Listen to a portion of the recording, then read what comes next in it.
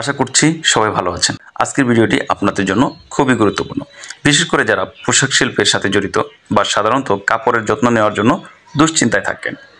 আমরা আজকে আলোচনা করব গার্মেন্টস কেয়ার লেভেল নিয়ে। অলরাইট, অনেকে হয়তো ভাবেন কাপড়ের যত্ন নেওয়ার জন্য যে লেভেল থাকে তা কি আসলে গুরুত্বপূর্ণ? হ্যাঁ, সঠিকভাবে কাপড়ের যত্ন নেওয়ার জন্য খুবই গুরুত্বপূর্ণ এই কেয়ার লেভেল আমাদের সঠিক নির্দেশনা দেয়, যেমন আমরা আমাদের পোশাকের সঠিক যত্ন নিতে পারি। ভিডিওটি শুরু করার পূর্বে কেয়ার লেভেলের হিস্ট্রি সম্পর্কে কিছু তথ্য। 1950 সালের দিকে ইউরোপে কেয়ার লেভেল চালু হয়। এটি প্রথম নেদারল্যান্ডে শুরু হয়েছিল এবং পরে ফ্রান্স সহ ইউরোপীয় দেশগুলোতে ছড়িয়ে পড়ে। আসলে এটি ছিল একটি স্বেচ্ছাসেবী পরিষেবা যা পোশাক এবং টেক্সটাইল শিল্পের জন্য গ্রাহকদের সঠিক পরিচর্যার নির্দেশিকা দিত। আপনি যে পোশাক পরেন খেয়াল করলে দেখবেন প্রতিটি পোশাকেরই এক বা একাধিক লেবেল ও ট্যাগ রয়েছে। এসব ট্যাগ আবার নানা ধরনের প্রতীক থাকে, যেমন ব্র্যান্ডের নাম, কাপড়টি কিভাবে যত্ন নিতে হবে, কাপড় বা সুতার ধরন, কাপড়টি কী দিয়ে তৈরি, পোশাকের আকার, উৎপাদনকারী দেশ ইত্যাদি নির্দেশনা থাকে। একটি পোশাক সম্পর্কে পরিপূর্ণ ধারণা রাখার জন্য কাপড়ের লেবেলের চিহ্নগুলো অর্থ বুঝতে পারা জরুরি। মূলত দুই ধরনের লেবেল রয়েছে, যেমন মেইন লেবেল ও সাব লেবেল। এর মধ্যে মেইন লেবেলের পোশাকটির ব্র্যান্ডের নাম এবং লোগো, যেমন Jack and Jones, American eagle, H&M, এই ধরনের বিভিন্ন জাতীয় ব্র্যান্ডের নামগুলো উল্লেখ করা থাকে। অন্যদিকে বেশ কিছু লেবেলের সমষ্টি হচ্ছে সাব লেবেল, যেমন লেবেলের মধ্যে রয়েছে care label, composition label, special label, size label, price label, flag label ইত্যাদি। বিভিন্ন ধরনের লেবেলের মধ্যে কেয়ার লেবেলটি বেশি গুরুত্বপূর্ণ। যদি আপনি আপনার কাপড়কে দীর্ঘদিন নতুনের মতো রাখতে চান তাহলে এই সম্পর্কে ধারণা রাখা জরুরি। তবে চলুন আমরা সিম্বলগুলোর মাধ্যমে কাপড়ের যত্ন নেওয়ার পদ্ধতিগুলো দেখে নিই। এই সিম্বলগুলো বিভিন্ন ধরনের ধোয়া, শুকানো, ভেজানো এবং আয়রন করার পদ্ধতি নির্দেশনা দিয়ে থাকে। তো আজকে ডিটেলসে আমরা এই সম্বন্ধে জেনে যাব। এর মধ্যে টোটাল 7টি এজেন্ডা অর্থাৎ 7টি কমন বিষয় নিয়ে আলোচনা করব, যেগুলো সম্পর্কে আপনি স্পষ্ট একটি ধারণা পাবেন এবং এর মাধ্যমে আপনি শিখতে পারবেন কেয়ার লেভেলের যে সিম্বলগুলো রয়েছে তার কি নাম, কার কি কাজ এবং কিভাবে তা প্রয়োগ করা হয়। তাই ভিডিওটি একটু লং হতে যাচ্ছে, আপনারা স্কিপ না করে শেষ পর্যন্ত দেখতে থাকুন। আমরা আজকে যেই বিষয়গুলো নিয়ে আলোচনা করব সেগুলোর মধ্যে হচ্ছে ওয়াশিং অর্থাৎ ধোয়ার প্রতিক্রিয়া, ধোয়ার যে চিহ্নগুলো বা সিম্বলগুলো রাখে সেগুলো। টেম্পারেচার অর্থাৎ তাপমাত্রা, কত তাপমাত্রা প্রয়োগ করা যাবে এই কাপড়ের এগেনস্টে। তারপর হচ্ছে রিং মানে হচ্ছে কাপড়ের যে নিংড়ানো বা পানি ঝরানোর পদ্ধতি তাকে বোঝানো হয়। ব্লিচিং, কী ধরনের ব্লিচিং ব্যবহার করে কাপড় ওয়াশ করা যাবে। ড্রাই অর্থাৎ শুকানোর পদ্ধতি। আয়রনিং অর্থাৎ ইস্ত্রি বলা, যেটাকে বোঝে বাংলা ভাষায় আয়রন করে যেটাকে ইস্ত্রি করা, ফ্ল্যাট করা হয়। তারপর হচ্ছে ড্রাই ক্লিন। এই সম্পূর্ণ বিষয় নিয়ে আজকে আলোচনা করব। তো প্রথমে আমরা ওয়াশিং নিয়ে আলোচনা করব। ওয়াশিং সিম্বল, এই সিম্বলে কাপড় ধোয়ার পদ্ধতি নির্দেশন করে। এখানে দেখতে পাচ্ছেন যে সিম্বলটি রয়েছে এটি হচ্ছে হ্যান্ড ওয়াশ নর্মাল, অর্থাৎ এই সিম্বলটি যদি আপনার কেয়ার লেভেলে থাকে তাহলে আপনাকে বুঝতে হবে এটি হ্যান্ড ওয়াশ নর্মাল, অর্থাৎ হাতে নর্মালি ওয়াশ করা যাবে। জামা কাপড়টি হাতে সাধারণভাবে ধুলাই করে বা ধুয়ে নিতে হবে।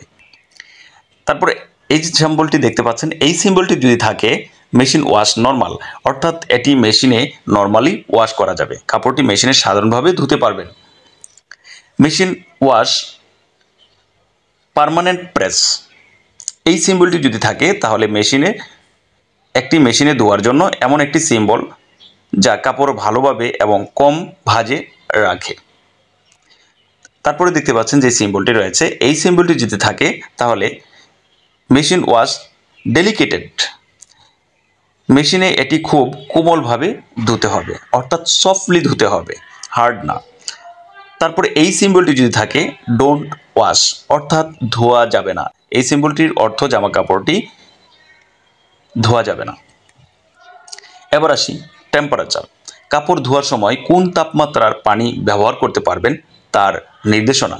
আপনি এই ধরনের সাইম্বলগুলো দেখতে পাচ্ছেন। এই সাইম্বলগুলোর মধ্যে বিভিন্ন ধরনের ডিগ্রি সেলসিয়াস উল্লেখ করা রয়েছে, যেমন 30 ডিগ্রি, 40 ডিগ্রি, 50 ডিগ্রি, 60 ডিগ্রি। ক্রমান্বয়ে এই ডিগ্রিগুলো অনুযায়ী যদি থাকে তাহলে কাপড়গুলো জন্য এই নির্দেশনা অনুযায়ী তাপমাত্রার পানি ব্যবহার করতে পারবেন। নির্দিষ্ট তাপমাত্রায় কাপড় ধোয়া উচিত, তার বাইরে ধুলে আপনার সেই কাপড়ের ক্ষতি হতে পারে, নষ্ট হয়ে যেতে পারে, দীর্ঘদিন ব্যবহার করতে পারবেন না, ব্যবহার অনুপযোগী হয়ে যেতে পারে। এবার আসি রিং। রিং মানে হচ্ছে মোচড়ানো। এই চিহ্নটি দেখলে আপনারা সহজে বুঝতে পারছেন যে রিং মানে হচ্ছে মোচড়ানো। এখানে দেখতে পাচ্ছেন এরকম ক্রস দেওয়া এই চিহ্নটি যদি থাকে তাহলে হচ্ছে ডোন্ট রিং, অর্থাৎ কাপড়টি মোচড়ানো যাবে না। কাপড় সাধারণত ওয়াশ বা ধোয়ার পর আমরা কিন্তু কাপড় এইভাবে নিংড়াই বা মুচড়াই, এই রিং করে মোচড়ানো যাবে না। তারপরে এই চিহ্নটি যদি থাকে, এখানে কোনো ক্রস চিহ্ন নেই, তাহলে রিং মানে হচ্ছে কাপড়টি মোচড়ানো যাবে, তবে সাবধানে। 3 নম্বরে আসি ব্লিচিং। ব্লিচিং বা রং পরিষ্কার করার পদ্ধতি নির্দেশন করে। ব্লিচ এই চিহ্নটি যদি থাকে, একটি নির্দিষ্ট করে যে ব্লিচ ব্যবহার করা যেতে পারে তার প্রয়োজন হবে। তারপরে দেখতে পাচ্ছেন একটি ক্রস চিহ্ন রয়েছে, ডোন্ট ব্লিচ, অর্থাৎ ব্লিচ করা যাবে না, এই নির্দেশ করে যে ব্লিচ ব্যবহার করা যাবে না। নন ক্লোরিং ব্লিচ এই চিহ্ন যদি থাকে তাহলে শুধুমাত্র ক্লোরিন ছাড়া ব্লিচ ব্যবহার করা যাবে। ক্লোরিন ব্লিচ এই সিম্বলটি নির্দেশ করে যে কাপড়ের জন্য ক্লোরিন বীজ ব্যবহার করা যাবে। ক্লোরিন বীজ সাদা কাপড়ের জন্য ব্যবহার করা হয় এবং এটি কাপড়ে দাগ সরাতে এবং পরিষ্কার করতে সহায়ক হয়। এবার আসি ড্রাইং, অর্থাৎ কাপড় ভিজানোর পর, ধোয়ার পর, ধুলাই করার পর যে শুকানোর প্রক্রিয়া। কাপড় ভেদে তার বিভিন্ন ধরনের নিয়ম বেঁধে দেওয়া থাকে সেই লেভেলে। এই ধরনের সাইম্বলগুলোতে আমরা এবার শিখে নেব কিভাবে কাপড় শুকানো যায়। ট্রায়াঙ্গেল ড্রাই, নর্মাল এই চিহ্নটি থাকলে আপনারা বুঝবেন ট্রায়াঙ্গেল ড্রাই নর্মাল, অর্থাৎ জামা কাপড়টি সাধারণ তাপমাত্রায় ড্রামের মধ্যে শুকাতে পারবেন। ট্রায়াঙ্গেল ড্রাই লো টেম্পারেচার এই চিহ্নটি যদি থাকে তাহলে জামা কাপড়টি কম তাপমাত্রায় শুকানো উচিত, অর্থাৎ অত্যাধিক তাপমাত্রায় শুকানো যাবে না। ট্রায়াঙ্গেল ড্রাই মিডিয়াম টেম্প, অর্থাৎ জামা কাপড়টি মাঝামাঝি তাপমাত্রায় শুকানো উচিত। এই ধরনের সিম্বল যদি থাকে তাহলে আপনাকে বুঝতে হবে ট্রায়াঙ্গেল ড্রাই মিডিয়াম টেম্পারেচার, অর্থাৎ কাপড়টি মাঝারি তাপমাত্রায় শুকানো যাবে। ট্রায়াঙ্গেল ড্রাই হাই টেম্পারেচার এই চিহ্নটি থাকলে আপনারা কাপড়ের বুঝতে হবে যে কাপড়টি উচ্চ তাপমাত্রায় শুকানো উচিত, অর্থাৎ অত্যাধিক তাপমাত্রায় শুকানো উচিত। ডোন্ট ট্রায়াঙ্গেল ড্রাই, অর্থাৎ ড্রাই মেশিনে শুকানো যাবে না। এই চিহ্নটি যদি থাকে তাহলে আপনাকে বুঝতে হবে জামা কাপড়টি ড্রামে শুকানো, মেশিনে শুকানো যাবে না, অর্থাৎ ট্রায়াঙ্গেল ড্রাই করা যাবে না। তারপরে হচ্ছে লাইন ড্রাই, এরকম যদি চিহ্ন আপনারা দেখতে পান তাহলে আপনাকে বুঝতে হবে কাপড়টি রশিতে ঝুলিয়ে শুকাতে হবে। লাইন ড্রাই অর্থাৎ লম্বালম্বি রেখে রশিতে ঝুলিয়ে শুকাতে হবে। শেড ড্রাই অর্থাৎ ছায়াতে শুকানো, জামা কাপড়টি রোদে না শুকিয়ে ছায়াতে শুকানো উচিত। লাইন ড্রাই ইন শেড এই ধরনের চিহ্ন যদি থাকে তাহলে আপনাকে বুঝতে হবে এই সিম্বলটি নির্দেশনা করে যে কাপড়টি ছায়ার মধ্যে লাইনে শুকাতে হবে। এটি কাপড়ের তাপ বা সূর্যের আলো থেকে রক্ষা করা এবং রং ধরে রাখে, অর্থাৎ ছায়াতে শুকাতে হবে যাতে কাপড়ের রংটা দীর্ঘদিন ধরে রাখতে পারে। ড্রিপ ড্রাই এই ধরনের সিম্বল থাকলে জামা কাপড়টি ঝুলিয়ে শুকাতে হবে এবং রুম তাপমাত্রায় শুকাতে হবে। এই ধরনের সিম্বল যদি থাকে তাহলে বুঝতে হবে এটা হচ্ছে ড্রিপ ড্রাই ইন শেড, অর্থাৎ এই সিম্বলটি নির্দেশন করে যে কাপড়টি ছায়াতে প্রাকৃতিকভাবে শুকাতে দিতে হবে। এটি কাপড়ের রং বা গঠন রক্ষা করার জন্য প্রয়োজন। এই ধরনের চিহ্ন যদি দেখতে পান তাহলে হচ্ছে ছায়ার মধ্যে প্রাকৃতিক বাতাসে শুকাতে হবে রোদের আলো বেরিতে। ড্রাই ফ্ল্যাট অর্থাৎ ফ্ল্যাট অবস্থায় শুকানো, এই ধরনের সিম্বল থাকলে আপনার জামা কাপড়টি সমতল স্থানে শুকানো উচিত, অর্থাৎ সমান জায়গায় বিছিয়ে দিয়ে শুকানো উচিত। এই ধরনের সিম্বল যদি দেখতে পান এই সিম্বলটি নির্দেশ করে ন্যাচারাল ড্রাই। এই সিম্বলটি নির্দেশ করে যে কাপড়টি প্রাকৃতিকভাবে শুকাতে হবে এটি সাধারণত কিছু কাপড়ের জন্য ব্যবহার হয় যেগুলি তাপ বা কোনো ধরনের কৃত্রিম শুকানোর পদ্ধতি থেকে বিরত থাকে। ডোন্ট ট্রায়াম্বল ডাই, এই ধরনের সিম্বল থাকলে কাপড়টি ট্রায়াম্বল ড্রাই করতে হবে না। এটি নির্দেশ করে যে কাপড়টি শুকনো করতে যান্ত্রিক ড্রাই বা হিট ব্যবহার করা যাবে না, কারণ এতে কাপড়ের ক্ষতি হতে পারে। 5 নম্বরে আসছি আমরা আয়রনিং, অর্থাৎ কাপড় শুকানোর পরে ধুলাই করার পরে কুচকানো কুচকানো ভাঁজ পড়ে যায়, যা দেখতে সুন্দর হয় না।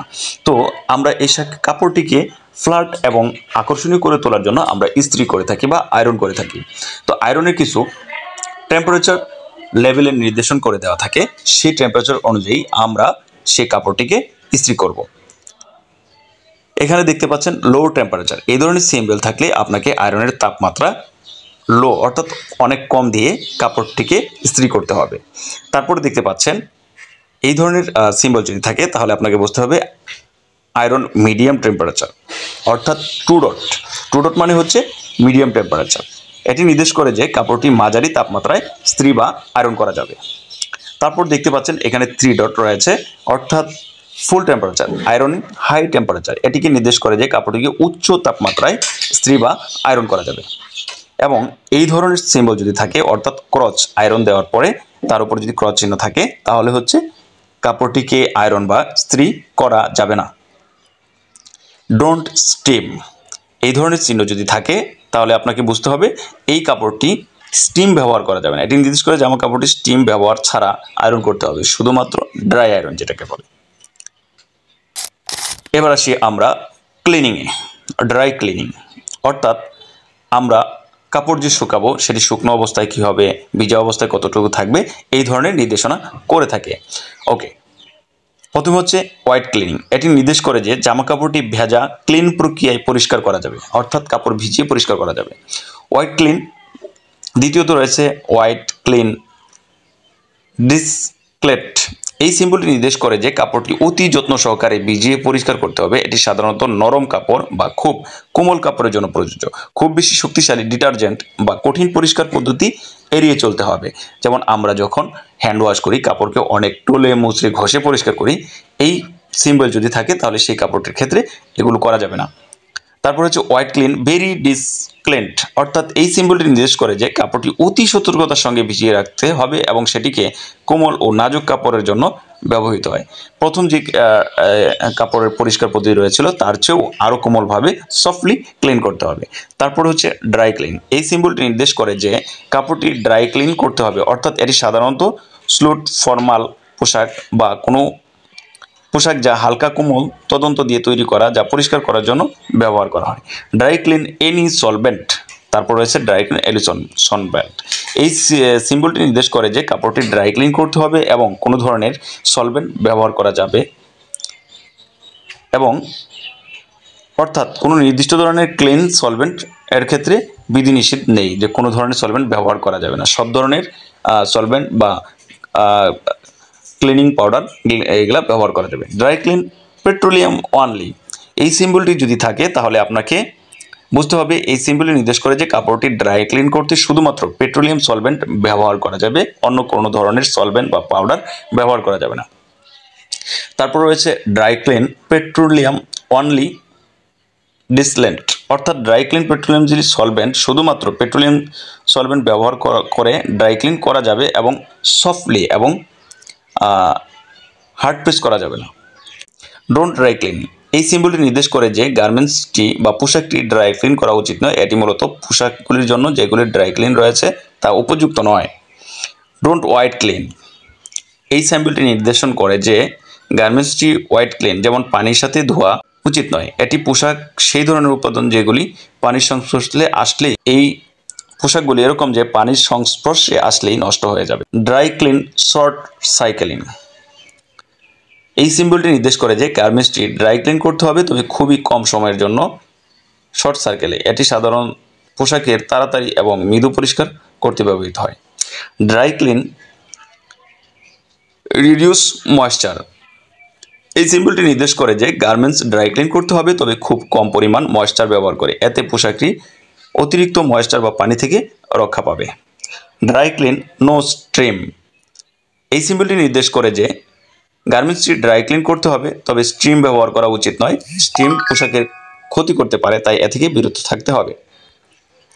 ড্রাই ক্লিন লো হিট, অর্থাৎ এই সিম্বলটি নির্দেশ করে যে গার্মেন্টসটি ড্রাই ক্লিন করতে হবে, তবে খুব কম তাপমাত্রায়। অতিরিক্ত তাপ পোশাকের ক্ষতি করতে পারে, তাই এটি কম তাপমাত্রায় পরিষ্কার করা উচিত। তো এই ছিল মূলত লেবেলের কেয়ার সিম্বল নিয়ে আজকের আলোচনা। আশা করি আমার এই ভিডিও থেকে আপনারা কিছু হলেও শিখতে পেরেছেন। তো এই ধরনের আরও ইনফরমেটিভ ভিডিও পেতে আমার এই চ্যানেলটিকে সাবস্ক্রাইব করে সঙ্গেই থাকুন। পরবর্তীতে আপনারা কী রিলেটেড ভিডিও চাচ্ছেন সেই ব্যাপারে আমার এই ভিডিওর কমেন্ট বক্সে কমেন্টস করুন। আমি চেষ্টা করব আপনাদের সেই কমেন্টস অনুযায়ী টিউটোরিয়াল তৈরি করে দিতে। আবার দেখা হচ্ছে পরবর্তী ভিডিওতে। আল্লাহ হাফেজ।